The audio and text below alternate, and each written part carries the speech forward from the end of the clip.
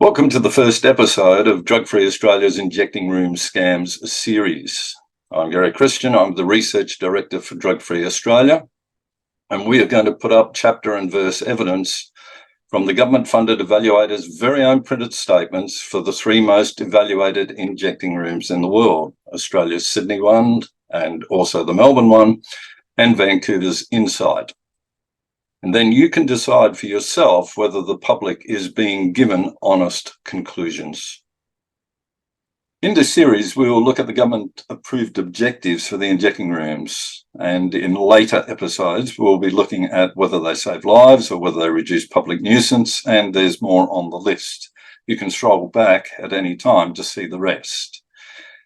This episode looks at heroin overdoses in the injecting room, and I'll give you an opening fact. Most street overdoses are not fatal. Users survive roughly 24 out of 25 overdoses in any population. So to the question, are injecting room overdose rates the same as street overdose rates? Are they more than? Are they less than? How could we work that out? Well, it's actually quite easy. All we have to do is find the overdose rate on the streets outside the injecting room and then compare it to the rate inside the injecting room. If we have three required data points or bits of information, this is so easy to calculate a primary school student can do it. Taking our data from the Sydney injecting room's first 2003 evaluation, we can first go to how often on average have injecting room clients overdosed before they first entered the facility. There's an answer to that. It's 3. Over a drug use career of how many years, we might ask, and the answer is, it's on the screen again, 12 years. So the math says the average overdose happens every 4 years or every 1,460 days. So our third question is, how many times per day does a heroin user inject? And it's in the report, at least 3. So 3 times 1,460 days equals, and look, this is so easy. It's 1 overdose is happening for every 4,380 injections on the street. The evaluators, of course, express it a different way and express their way. It is 0.23 overdoses per 1,000 injections.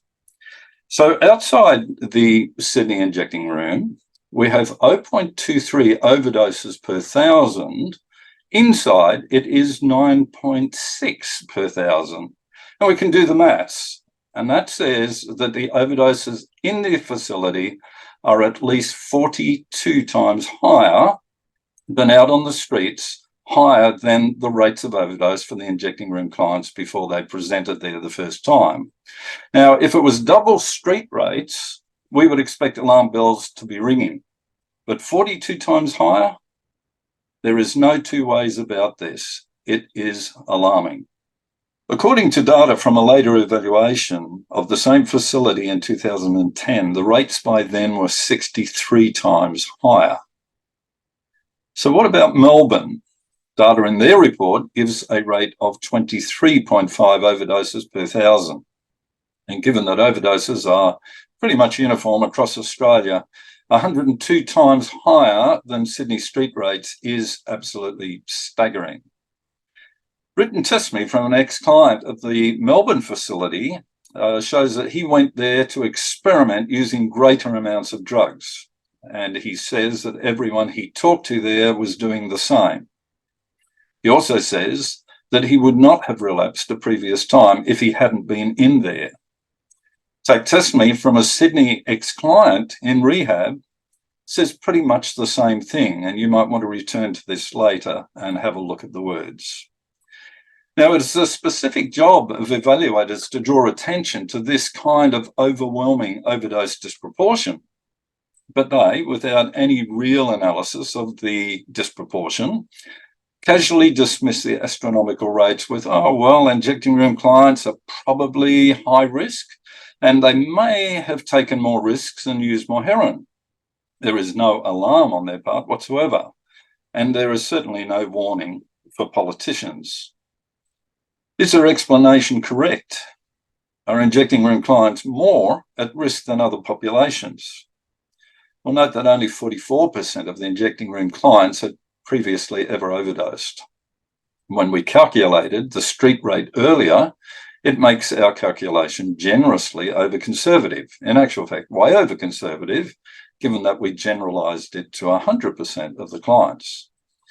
But from another Australian report, and this is from the government, injecting room clients aren't in the same league as other heroin user groups. Their 44% is much lower than the 51% recorded for the whole of Australia, or the 68% for a Sydney study and 58% for a British one. Now, here is the crunch. To have overdose rates 42 to 102 times higher than on the street, clients had to buy more illegal heroin or additional illegal pills. That leads to only one conclusion. Buying those extra illegal drugs is enriching the local drug dealers, and there simply is no escape from that conclusion. They are using those drugs for experimentation, and that is evidenced by the astronomical overdose rates. And that means that the injecting rooms are a government-funded accessory to the drug trade. Let that sink in. In our next episode, we will look at the evaluator's claims as to the number of lives which are saved per year. And are these facilities really even capable of saving just one life in a year?